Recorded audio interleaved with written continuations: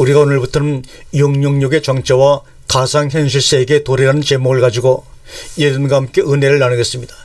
우리 주님께서 우리에게 가르친 주기도문 가운데 마지막 부분에 보면 시험에 들게 하지 마옵소서, 그리고 다만 악에서 구하옵소서 라고 우리에게 기도를 하라고 말합니다. 이 기도는 우리가 이 시대에 기도할 마지막 기도입니다. 이제는 그야말로 말세가 되었고, 또한 우리가 말세라고 하는 사실을 인정하는 사람들이라 할 것이면, 마지막 때 우리가 해야 할 기도는 마귀의 시험에 들게 하지 마옵시고, 그리고 마귀에게서 우리를 건져 주시옵소서 하는 이 기도를 해야 된다라고 하는 것입니다. 아무리 그동안 우리가 신앙생활을 어떻게 할지라도 마지막 이 두 가지 시험에 들고 그 마귀에게 빠져버리면 그야말로 우리의 모든 신앙생활의 과정은 헛된 것이 되기 때문에, 이 마지막에 되는 계시의 사건들이 어떤 것들인가 하는 것에 대한 정체에 대해서 이제 하나님께서 밝혀주시고, 또한 하나님의 택한 성도들은 세상으로부터 출애굽을 하기 시작해야 할 것입니다.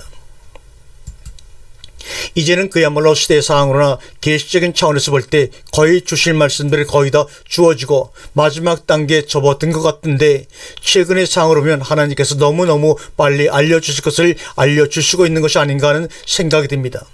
지금은 하나님께 우리 함께 매달려서 말씀 배우고 기도할 때입니다. 우리가 하나님을 모르고 성경의 사항도 모른 채 기도를 한다면 그 기도는 육신적인 기도, 가증한 기도, 어리석은 기도밖에는 드릴 것이 없다는 겁니다. 인간이 하나님 앞에 기도를 드린다고 할 때 어떤 기도를 드리겠습니까? 기껏해야 무엇을 먹을까, 무엇을 마실까, 무엇을 입을까, 이와 같이 내게 일어나는 육신적인 사건들이나 해결해달라고 기도하는 것 외에 주기도문조차도 제대로 모르는 우리가 하나님께서 받으실 만한 무슨 기도를 드릴 수 있단 말입니까? 그러나 이제부터는 여러분들이 말씀과 함께 기도로 거룩화해지는 때이기 때문에 말씀의 묵상이 기도가 되어서 그것이 나로 하여금 거룩으로 승화되도록 하는 구체적이고 실질적인 신앙생활이 되어져야 할 것입니다. 사실 우리가 계시록이라는 하는 이 책 때문에 2000년 기독교 역사는 많은 미혹과 문제점을 앓고 몸살을 알아왔던 것이 사실입니다. 그 중에서도 특히 한국교회를 비롯한 세계교회를 휩쓸고 왔던 해오리 바람은 666이라고 하는 짐승의 표와 특히 한국교회에서만 유독 기승을 부렸던 휘구론의 태풍처럼 지나간 것이 사실입니다. 그러나 그렇게 해오리 바람처럼 물고 왔던 휘고 사건은 이미 우스꽝스러운 해프닝이 되어버렸고, 아직도 우리 내리 속에 지워지지 않는 것은 666이 짐승의 표라는 것이 무엇이냐 하는 것입니다. 혹자는 막대표다, 혹자는 바코드에서 많은 사람들이 이야기를 하면서 지나가 버렸지만, 그것조차도 하나의 우리들의 관심을 엉뚱한 대로 돌리기 위한 마귀의 우스꽝스러운 해프닝이었다는 사실을 깨달으면서 요한계시록 13장을 중심해서 도대체 마지막 때 주님께서 말씀하셨던 마귀의 수장은 무엇인가 하는 것을 여러분들과 함께 말씀을 나누려고 합니다. 육신으로 태어나서 육신으로 살다가 죽어버릴 사르크스들에게는 별로 관심이 없는 이야기가 되겠지만, 그래도 영혼 구원에 대해서 관심을 가지고 있고 자기 구원의 문제에 대해서 심사숙고하는 사람들이 주변에 있다고 할 것이면 여러분들이 다른 얘기는 해줄 것이 없습니다.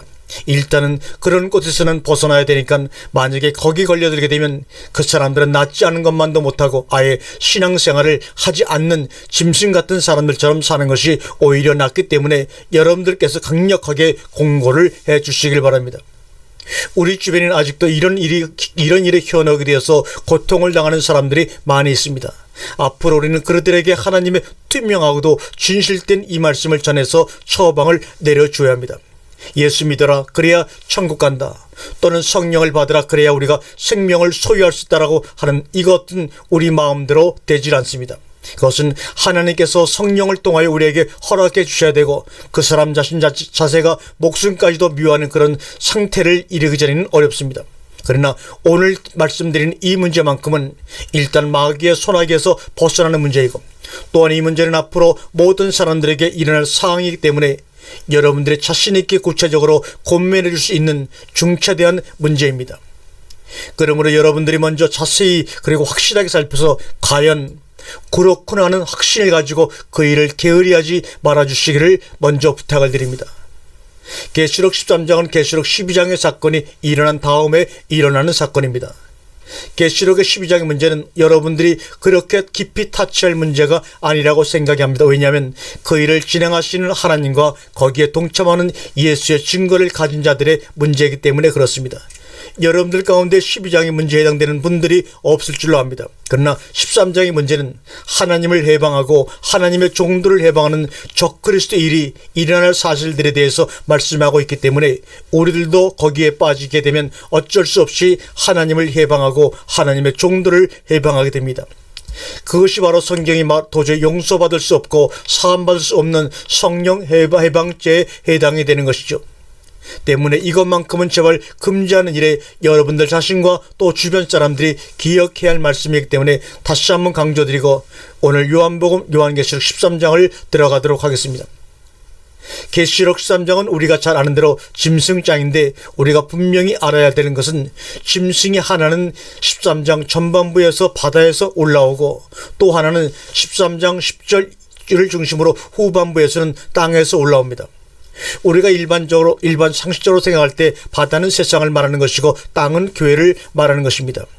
그래서 교회 바다에서 올라오는 짐승 소위 세상 주권자가 나타나고 그 다음에 교회 주권자가 나타나서 같이 합심해서 자기들의 일을 이루어가는데 여기서 기억해야 될 것은 마지막 때 1260일 한때 두때 반때 42달 일할 권세가 그들에게 주어지고 있다고 하는 것입니다. 그렇기 때문에 왜 하나님께서 끝까지 당신의 백성들을 보호하시고 지키시지 왜 그들에게 그런 권세를 주시냐 하는 데 대해서는 여러분들이 의문을 가져서는 안 됩니다. 왜냐하면 그때가 심판의 때이기 때문에 소위 하나님의 백성들도 거기에서 테스트를 받아야만 합니다. 그래야 알곡과 쭉정이가 분리되는 것이기 때문에 우리가 진정으로 참 신앙을 가졌다면 우리는 그 과정에서 충분히 이길 수 있는 자가 되기 때문에 계시록 2장 3장에서 나오는 이기는 자가 바로 이 상에서 이기는 것이기 때문에 우리는 여기서 20장에 나타난 대로 이 상에서 살아남는 자들이 되어야 합니다. 그래야 결국은 완전한 구원에 들어갑니다. 우리가 그동안에 여러가지 시험이나 환난을 당했던 것은 일종의 모의고사 형식이고 이 마지막 때 이 환난과 이 시험이 진짜 참 고사인 것입니다. 여기에서 이겨야 우리가 최종 목적지에 들어가게 되는 것이기 때문에 그만큼 긴장되고 두려울 수밖에 없는 것입니다. 특히 여러분들에게 부탁을 드리고 싶은 것은 주변 사람들에게 가능하다면 절대 번역 성경만 의지하지 말라고 얘기를 전해주시기 바랍니다. 오늘 본문 가운데서 나옵니다만 형상과 우상은 같지 않습니다. 지금 여기서도 형상을 우상으로 만들어놨기 때문에 사람들이 전부 착각을 합니다. 우상이 아니면 된다 그런 생각을 합니다. 또 번역 표현에 있어서 결정적으로 잘못된 부분들이 많이 있기 때문에 여러분들이 어떤 한 부분이라도 원어 성경의 원칙을 잘 익혀서 사람들이 구체적으로 이 부분에 대해서 질문을 해왔을 때 구체적으로 그런 것들을 잘 설명해 줄 수 있어야 합니다. 그래서 오늘은 가급적 자세하게 설명을 내드릴 테니까 나는 원어 성경 몰라, 나는 거기에 맞지 않아, 그러지 마시고 한 부분만이라도 그냥 그대로 따라서 하시면 됩니다.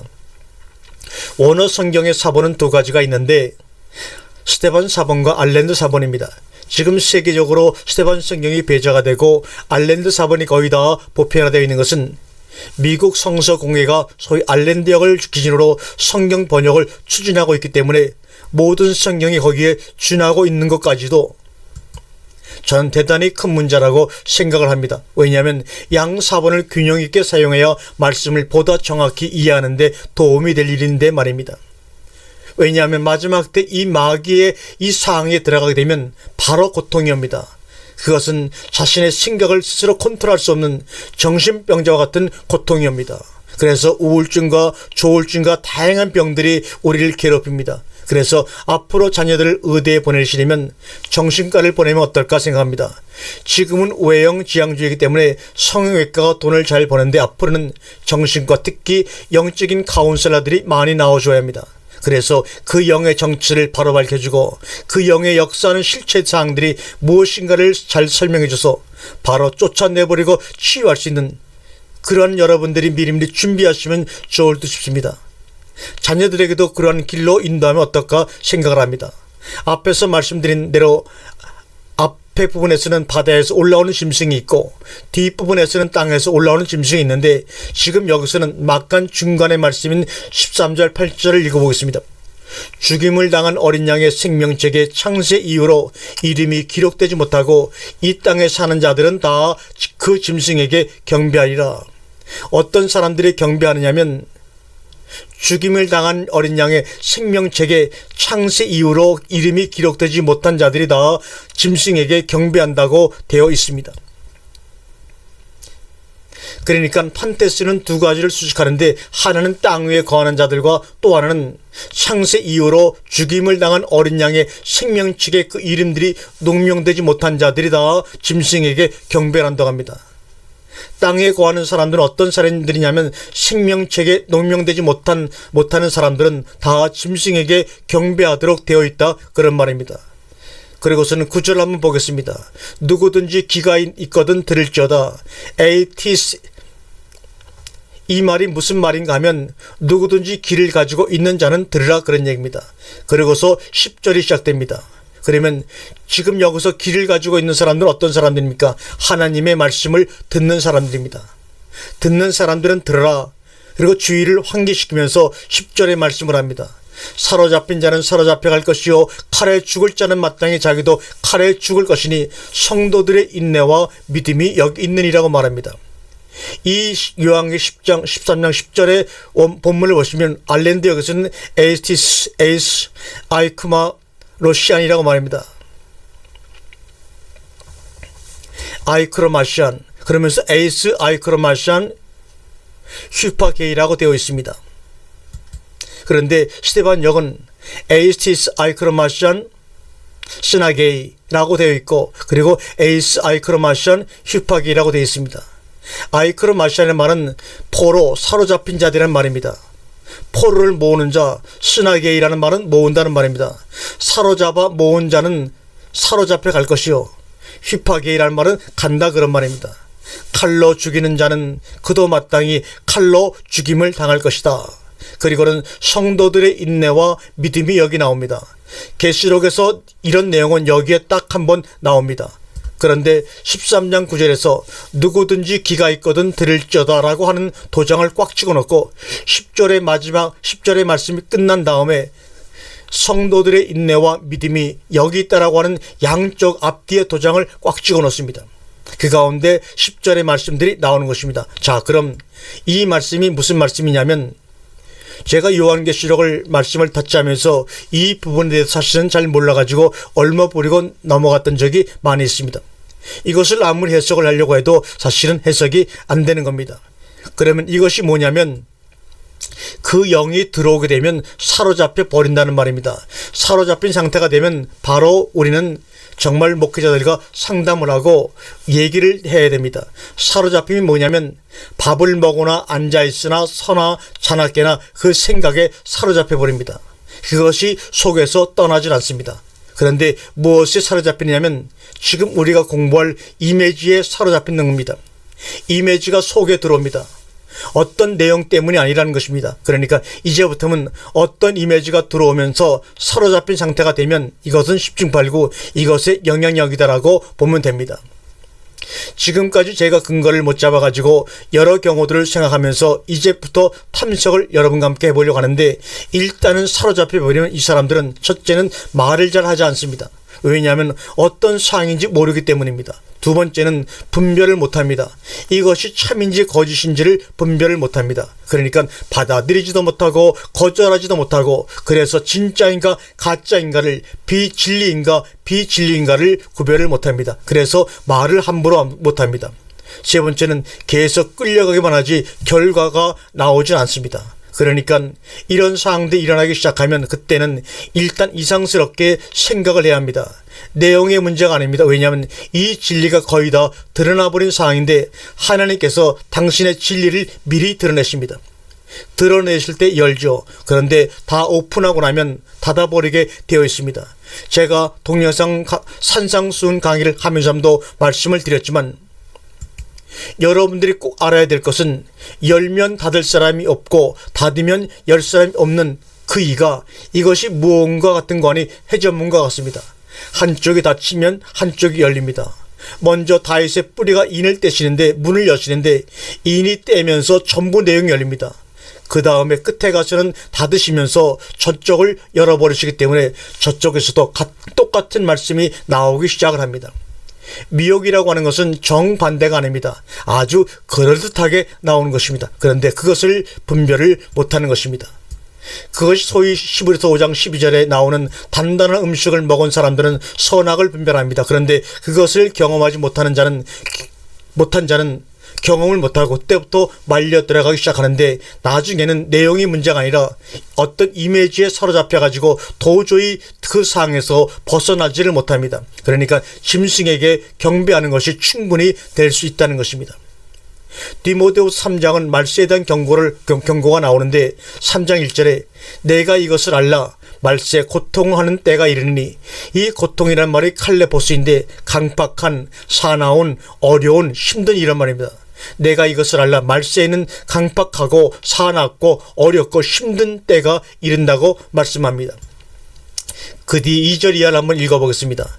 사람들은 자기를 사랑하며 돈을 사랑하며 자긍하며 교만하며 회방하며 부모를 거역하며 감사치 아니하며 거룩하지 아니하며 무정하며 원통함을 풀지 아니하며 참소하며 절제하지 못하며 사나우며 선한 것을 좋아하지 아니하며 배반하여 팔며 조급하며 자고하며 쾌락을 사랑하기를 하나님 사랑하는 것보다 더하며 경건의 모양이 있으나 경건의 능력은 불의한지니, 이 같은 자들에게서 내가 돌아서라고 말합니다.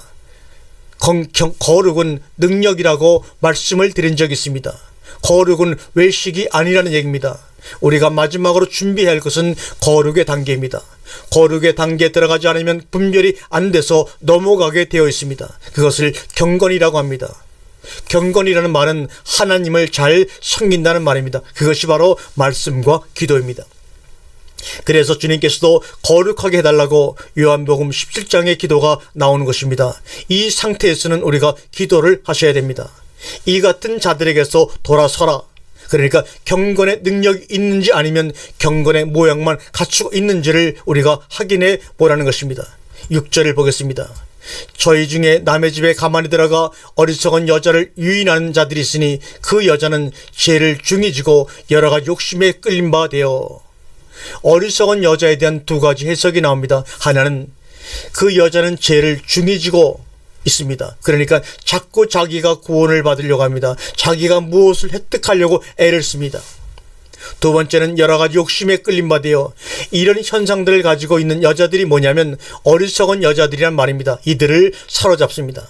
그러니까 여러분께서 혹 지금은 이미 그런 상태는 아닙니다만 여호와 증인들을 의식하게 될 것입니다. 처음에는 그런 방법을 합니다. 그렇게 하고는 나중에 확 사로잡는데, 그러나 지금 일어나는 사건은 여호와의 증인 정도의 문제는 아닙니다. 그런 것은 아무것도 아니고 한번 이렇게 사로잡힌 바 돼버리면 거기서 벗어날 수가 없습니다. 요새는 신천지가 그렇게 유행해서 거기에 많이 사로잡힌 자들이 나타나고 있습니다. 7절 보십시오. 항상 배우나 마침내 진리의 지식에 이를 수 없느니라. 배우기는 계속 배우는데 결과가 나오질 않습니다. 계속 그 지식, 말씀의 지식의 주변을 맴돌기만 하면서 여기저기 돌아다닙니다. 그래서 그들은 진리에 도저히 이를 수가 없습니다. 왜? 진리의 영이 아니기 때문입니다. 디모데후서 3장 8절에 얌네와 얌브레가 모세를 대적한 같이 저희도 진리를 대적하니 이 사람들은 그 마음이 부패한 자요 믿음에 관하여는 버려온 자들이라. 9절에 그러나 저희가 더 나아가지 못할 것은 저 두 사람의 된 것과 같이 저희의 어리석음이 드러날 것임이라고 말합니다. 그러면 디모데후서 3장 마지막 부분에 가서 말합니다. 성경을 배우라 그럽니다. 내가 어려서부터 성경을 알았나니 성경은 능히 너로 하여금 그리스도 예수 안에 있는 믿음으로 말미암아 구원에 이르는 지혜가 있게 하느니라.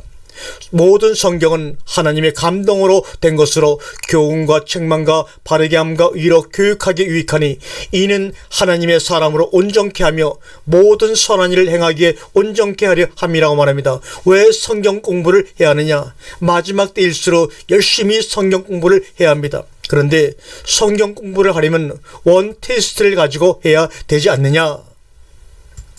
그래서 원어 성경이 나오기 시작하고 관심을 갖기 시작한 것입니다. 르네상스 시대와 종교개혁 시대 때 그 당시에 종교개혁가들이 표로 부르짖었던 것이 있습니다.